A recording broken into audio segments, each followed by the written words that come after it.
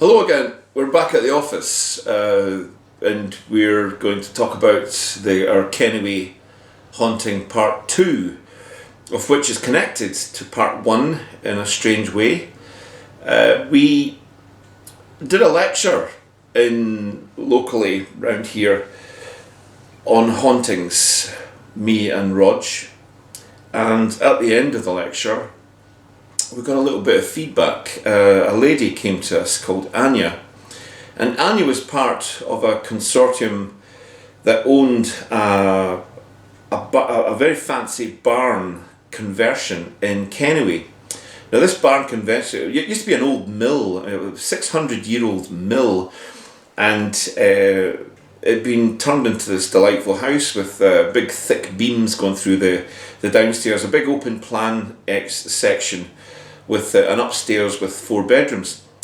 The place is lovely, I've been there, but what Anya had as information for us was it was a fostering company from Germany that owned this building, and they used it as such, and they had many people staying overnight to the point they had a guest book, and in the guest book was getting continually written strange things about disturbances to the guests in the night. And what we've got here is one of the diary from the 9th of the 8th 2015. This is from Sharon, I won't give her second name, but she states after her stay, a beautiful mill house, had a lovely stay and a few mysteries. Can't wait to stay again with lovely family and great hospitality. Thank you and hugs, etc, etc. But there's a PS here. Whilst in bed in the double room in the dark, just about to sleep, when the bathroom door, the latch was pushed open and the door opened wide to her amazement. This is quite a creepy situation, because she watched the latch actually go up and over. Something did that, not a natural occurrence. There's nothing more said on that, but in the following year, on the 5th of the 2nd 2016, we had a German person, Christina and Nina, were staying over, and they write in German. I'm not gonna do this in German because my German's rubbish, but I will translate for you. They had a great time in the house. They had a great stay in Scotland, a great time in the house. But this is the second part of their letter. This place is really haunted. I woke up in the night. A large male figure was next to the bed. I hope it was a dream, or maybe it was one whiskey too many. She draws a picture of a ghost in her diary, and yeah, she was a bit taken aback. Well, who wouldn't be taken aback to wake up and find somebody standing next to your bed in the middle of the night? She did mention the figure looked like a monk, which was interesting. We have another person. This is a foster mum who was speaking to Anya. This is what got us interested initially. This foster mum is staying over with her daughter, and she states in the middle of the night in the same bedroom, someone laid down in the bed beside her. Someone laid down in the bed beside her. She jumped up with fright, and there was somebody sitting in the seat staring at her. Now, that's very unnerving, and could you picture yourself in that situation? But this is what we're going to do now. We're going to go to see Anya and Hugh and get their information. Let's go now. Hello, Anya. How you doing, my darling? Not seen you for ages. Not seen you for ages. We're down to talk to you about your house, your mill, and the guest book. Yeah, this is it. This is the book which we already looked at. A couple of letters from this book, the guest book for the old mill, and let's hear Anya's thoughts. on the book. It basically starts at the beginning. That was when you visited. This was the first incident that happened to a guest. The lady was sleeping in the upstairs bedroom, and she reported the next day when I asked her, how did you sleep? And she said, well, I did sleep well, but I had a visitor in the night. So I was like, what do you mean? And she's like, I just, switched off the light, rolled over, and she could feel the mattress dip as if somebody was sitting down on the mattress next to her. No. So I was totally like, oh my God. And she said, oh yeah, I wasn't really that spooked by it because I live down in London and I'm quite used to spirits just walking through my house. So all I did was I said, oh, hello there, are you cold? Just come and lie down next to me. And she said she could suddenly feel as if there was like warmth of another person lying next to her. So that was the first incident. And then a few nights later, another guest came and slept in the same bedroom. What was the month of this? That's June? This was June right. 2015. June, so it'd be kind of light, it wouldn't be that dark, yeah. A few days later, there was guests again, and this was August actually. He stayed in the same room and he reported he couldn't sleep a wink because he felt there was a person sitting in the chair next to the bed all night looking at him. He just had this feeling. Oh, no. And during the same stay in another bedroom, the people reported they had just turned the lights off and the bathroom door, the latch suddenly opened and the door banged wide open. They didn't sleep a wink after that. This door normally would always close itself. You'd have to put a door stop to stop it from closing. I know the door. Yeah. I've been in that room. Yeah. So I think that's the room lift up the latch. Yeah. Your photograph in. So you literally had to lift the latch and you had to put a door stop in front to stop it from closing. So that night the door slammed open. I mean, the mill itself, it's at least 500 years old. It has to be. And with its connection, I mean, it would have been run by the monks at that stage. It was a grain mill, a flour mill. I think it was a flax mill. So clothing, flax. Yeah. Oh my goodness. So yeah, there was a few incidents. Another guest reported she woke up in the middle of the night and there was a figure standing at the bottom of her bed saying her name. Saying her name. Yeah. And during her visit, they had dogs with him. Her dog kept barking, like all the hair was stood up on the dog's back, and he kept staring up the stairs and barking, right, quite aggressively at the top of the stairs. They couldn't see anything, but they were really freaked. That's incredible.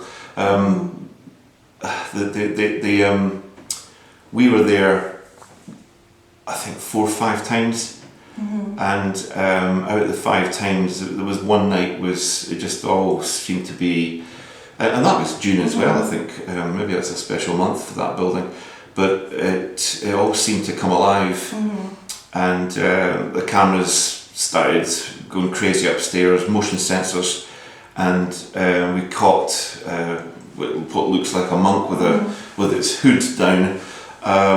Giving some credibility to our first case in Kennoway, where that road seemed to go from the Leven road to through your farm by the barn, and it was a pilgrim's passageway, a pilgrim's route, and having the Bishop of Dunfermline living nearby, the place there'll be monks everywhere in that area. So for a good few hundred years. So it gives some credibility to why there was monks around the place, but to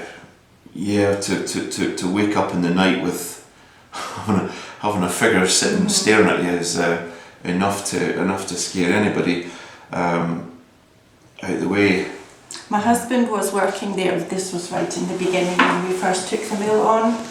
He was decorating upstairs, and I had popped into Leven to get some more supplies, paint from B&Q, and he heard footsteps coming up the stairs. It's quite a creaky staircase, so you could hear it. So he turned round and he went, "Anya, is that you?" And he heard this voice. It sounded male, going, "No." So he came out onto the landing, looked round, there was nobody there, and he kind of kept thinking, "Oh, have I just been imagining things?" A few minutes later, car pulls up, and this was me coming back from leaving with the paint. But he is certain, he heard footsteps coming up. He did mention that the windows, once you went away, and the windows in the building were all open, on the upstairs anyway, with no one there to do it. Very strange indeed. Yeah. But what was your position in the actual building? Your company rented it. Yeah, I was the project manager. I helped to furnish the mill, and we would look after it. So how often were you there at the building? Probably on a weekly basis. Yes. In between guests, hosting special dinners for guests. And then in the beginning, nearly every day when we were. I have to say, it is a beautiful building. Big, rich oak beams going through the ceiling. A big open plan, and it has got a lovely feel to it. Very grand, and a lovely fireplace. With a centre staircase from the door going upstairs to. Is there 4 rooms? There's 5 bedrooms. There's 5 bedrooms. That's right, 5 bedrooms upstairs, and it creaks and it is a damn creepy place.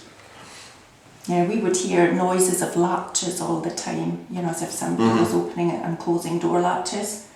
And there was no door latches there to open and close, but you just got this click click. All right, we've had that before in the tower in Pesselmean with a place with no doors, but you can hear the doors slamming. Yes. Yeah, that's you're hearing echoes of the past. Yeah. And quite regularly, if I was upstairs, maybe changing beds, you would get this dark shadow. Like when the hair just stands up at the back of your neck, and you just see this dark shadow at the corner of your eye, but you look and there's nothing there, but you just get this feeling there's. How are your own animals in the house? Because you had a few dogs at the time you were there.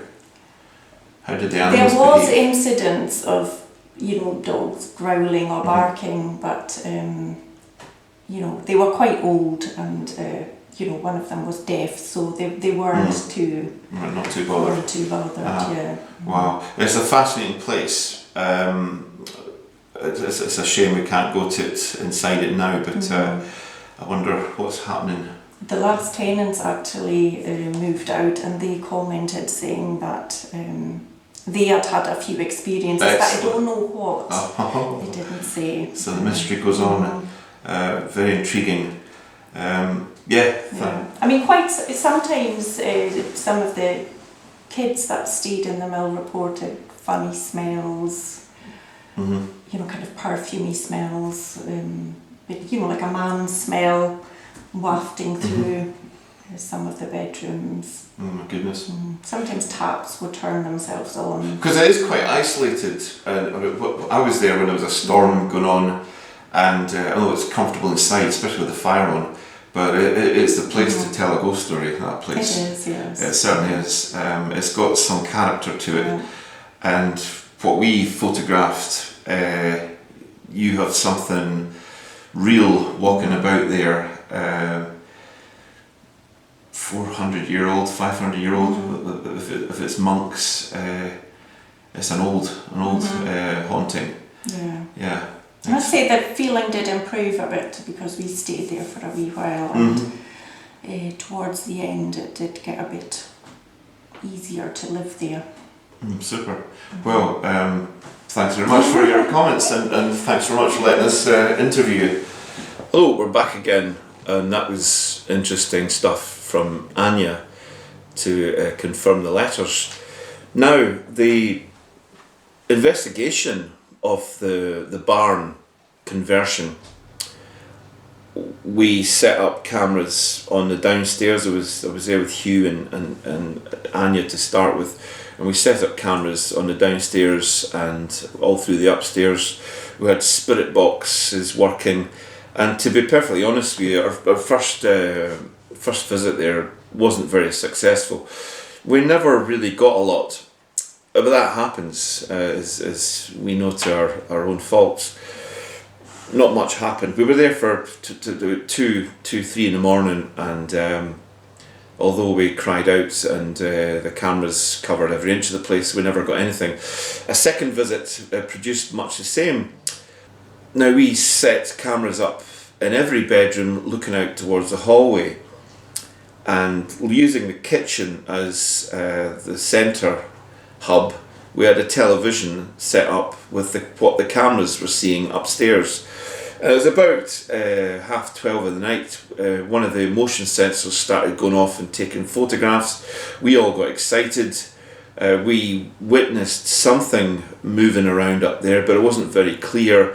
I wasn't quite quick enough to catch what it was. So we got the footage, and amazingly, what we captured upstairs was the figure of a monk, with his cowl down round. The photograph should be up on your screen now, with his cowl down and what looks like a leather skull cap, something he's wearing. But it's we're back to monks again. This figure was seen again and photographed by myself on the bottom of the stairs, and later on that same night. You can see the photograph now, and next to it should be the bottom of the stairs with nothing there. So you can just see a wee head kind of poking up above the banisters, the newel post at the bottom there. Look at the heart-shaped plaque that's on the wall in the photograph, where there's nothing there, and you'll get an idea of what you're looking at in the other photograph. We caught something, and it's human-like in form. It looks like a monk. This goes together with our first investigation, Kennoway Hauntings Part 1, where we had a photograph of a monk taken by Richard Laird. That pathway would be the pilgrims' pathway to St Andrews, as we mentioned in our first programme. And it would have gone past this house, it would have gone past this barn. This barn is in the field across from where the photograph of the monk was taken on the road. Again, it's monks. This land in 1550 belonged to the Bishop of Dunfermline. So there would be monks all over this place. This mill would be a very prized asset, and you'd expect to see monks all over this land. But catching one in this house maybe confirms what the poor guests were seeing in the middle of the night. It's great to go to a location that we've got some history of ghosts being seen and then catching it ourselves. That's very rare, but yeah, it was a good investigation, and this photograph of the monk made the newspapers and gave them a fright, as it did us. But there's your Kennoway Hauntings Part 2. Thanks very much.